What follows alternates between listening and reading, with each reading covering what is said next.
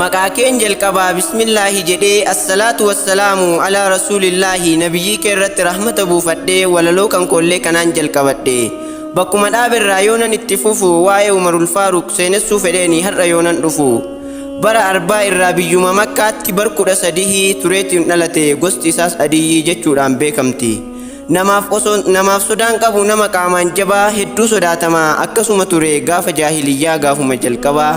Sodaata kan qabu godaansi isaallee nagaan achi ka'ee gahe Madiinaallee dirqamnaani malee innoo sodaan qabu jedheetti dubbate kan naan loluu feetan seefiin koo ammallee waan nyaanne agabu.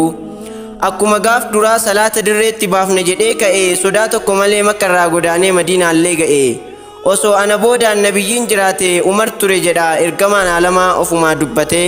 Umar ibnul Khattaab kan rabbiin sodaatuun hedduu sagabbaru kanaafuu shayxaanni karaanni baheerra tasumayyuun taru. Islaamummaatti seennaan kan duraanii caalaattuu jabeeffame humni isaa nabii rabbii hordofnaan bareeffame dhumni isaa. Guyyaa tokko nabiin argee gamoo cimaa kan eenyuuti jennaan kan dardirtichaati jechuun itti himan.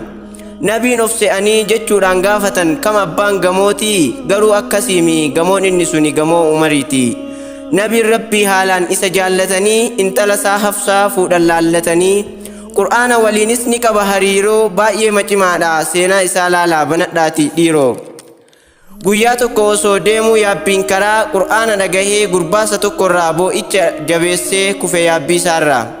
Guyyaa tokko Umar haasa'ee waan dinqii rabbii waa sadiihiin na deeggareetiniin narraa kaase cinqii. Waa'ee isa hijaabaa ani mari'annaan nabii rabbiititti achumaan gammade aayanni hijaabaa buutee nabii irratti. Kan nabi Ibraahim iddoo sadhaabbannaa ani yaadee jennaan achitti salaannaa rabbiin aayaa buusee salaataan jennaan hedduudhaan gammade jedheetiin dubbate Umar ibnul Khattaab soddaan nabii kennaa.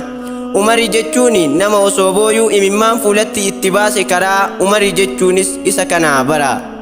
Umari jechuun kan rabbiin sodaatu imaanaan beekamaa isa hedduu obsaa dhuguma dubbata innoon beeku dhoksaa. Nagaa ummataa eegaa ta'ee tiksee gaalaa sodaa rabbii isaatiif gaduuf qaba haalaan. Guyyaa tokko Umar biyya Shaamii dhaqee nyaata ajaa'ibaa inni takkaan argin fidanii fi dennaan didee irraa maqe. Maaf didde jedhanii gaafatanii jennaan nuyi kana nyaannee mee maal haa nyaatanii hiyyeeyyiin Islaamaa obboleeyyan kennaa.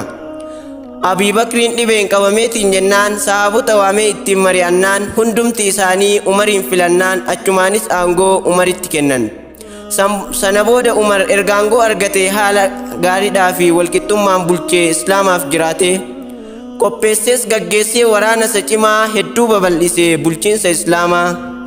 Biyyoota akka Faarsii, Iraaq, Shaamiif, Masrii, Ruumiif biyya hedduu Islaamummaan bulchee seenaansaa jajjabdu. Umari jechuun abbaa seenaa jabaa kanaan alattillee seenaa bal'aa qaba.